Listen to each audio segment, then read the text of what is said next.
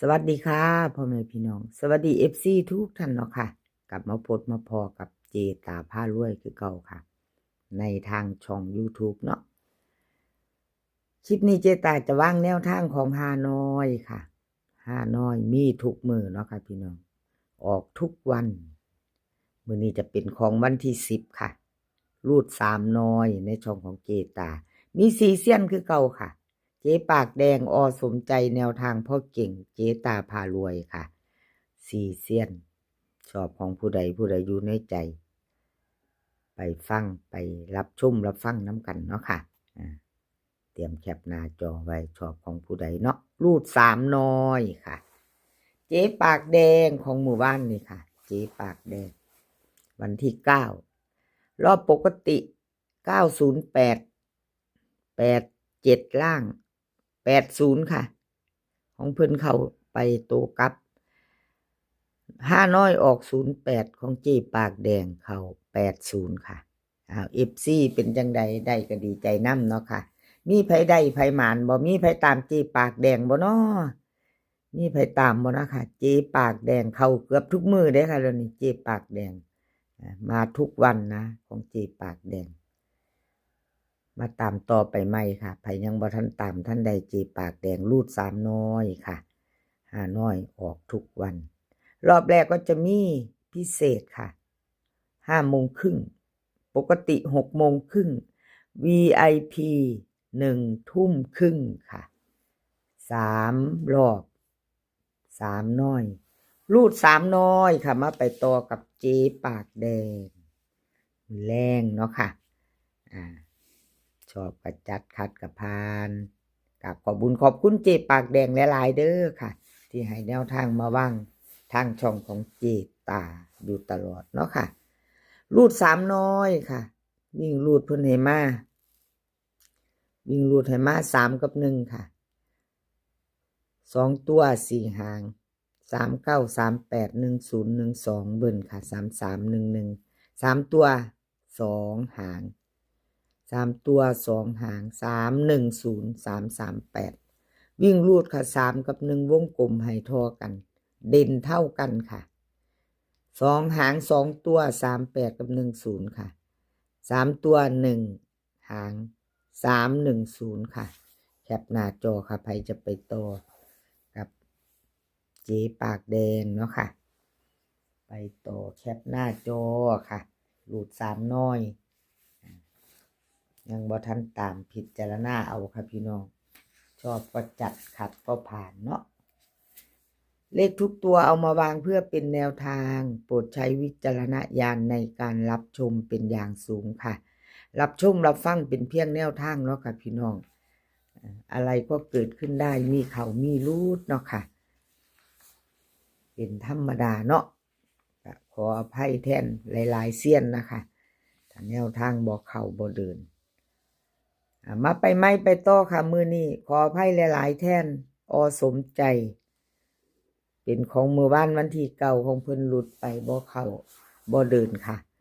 สมใจขออภัย FC หลายๆค่ะFC ผู้เพิ่นเข้ามากดติดตามค่ะผู้มาใหม่เพิ่นก็มากดติดตามกดไลค์กดแชร์ให้เนาะ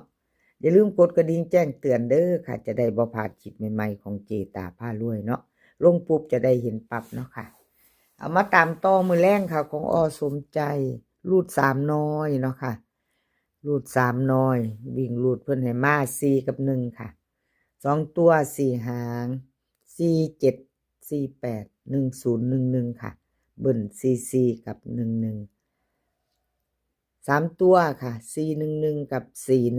410วิ่งรูดเด่นเท่ากัน4กับ1FC จับตามองอันวิ่งรูดของเพิ่นเนาะสมใจเนาะพี่น้อง4กับ1เด่นทอกัน2ตัวค่ะ10กับ11เน้น2หาง10กับ11 3ตัวค่ะเน้นให้ตัวเดียว410ค่ะแคปหน้าจอไผจะไปต่อกับสมใจเนาะค่ะสมใจ ไปมือแรงรูดสามน้อยพิเศษปกติ VIP ค่ะในช่องเจตาก็มี3 รอบเนาะค่ะมี3 รอบรูดสามน้อยเนาะไปต่อค่ะ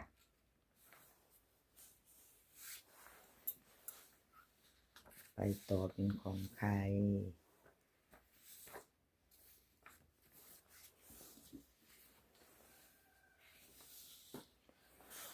แนวทางพ่อเก่งค่ะ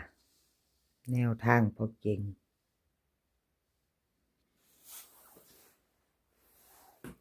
เพิ่นเข้าไปรอบปกติค่ะเมื่อวานวันที่9เนาะเข้าไป1 รอบค่ะแนวทางพ่อเก่ง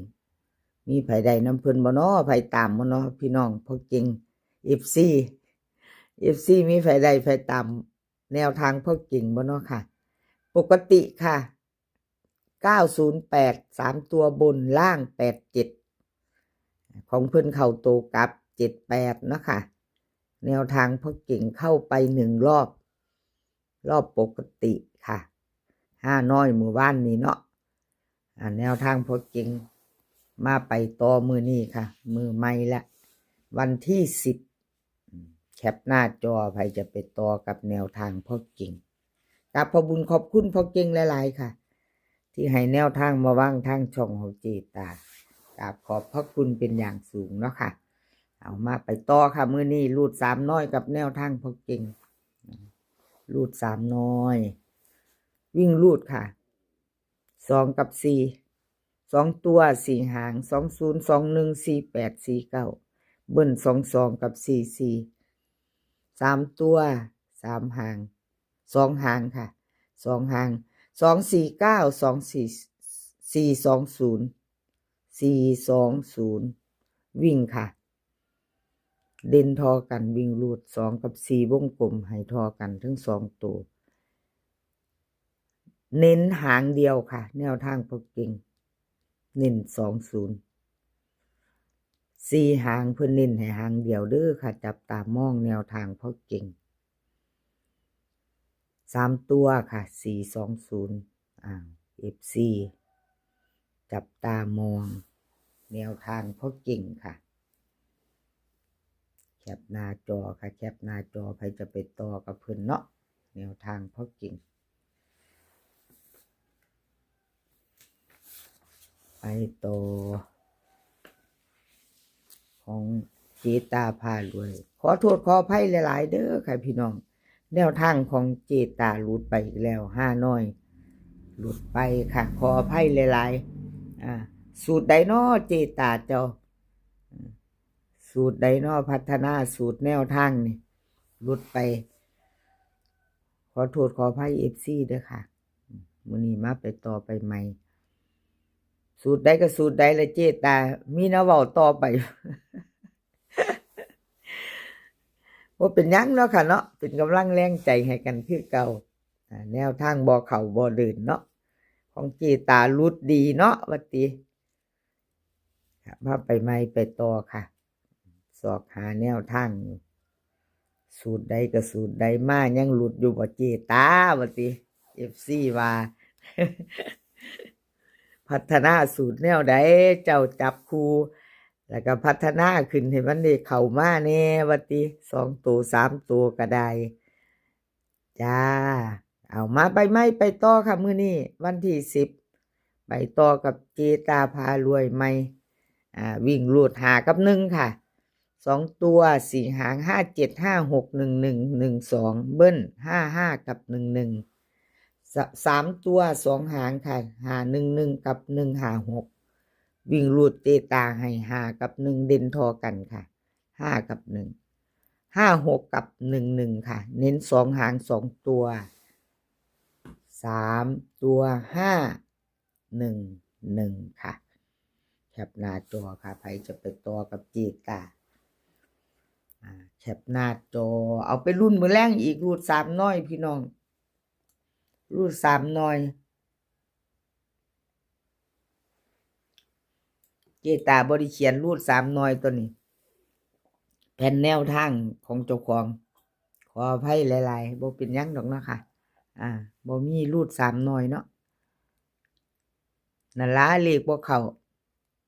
แนวทางบ่เดินเลยลงหน้าลงหลังเลยลืม คลิปนี้ขอให้พี่น้องโชคดีกับรูดสามน้อยมื้อแลงค่ะ ขอโชคดีกันทุกคนมื้อนี้ก็ขอให้มีความสุข ขอให้สุขภาพร่างกายแข็งแรงกันทุกคน เดินทางไปไสก็ขอให้ปลอดภัยค่ะ เดินทางไปขอให้มีโชค กลับมาก็ขอให้มีชัย คลิปหน้าพอกันใหม่ค่ะ คลิปนี้ก็สวัสดีค่ะ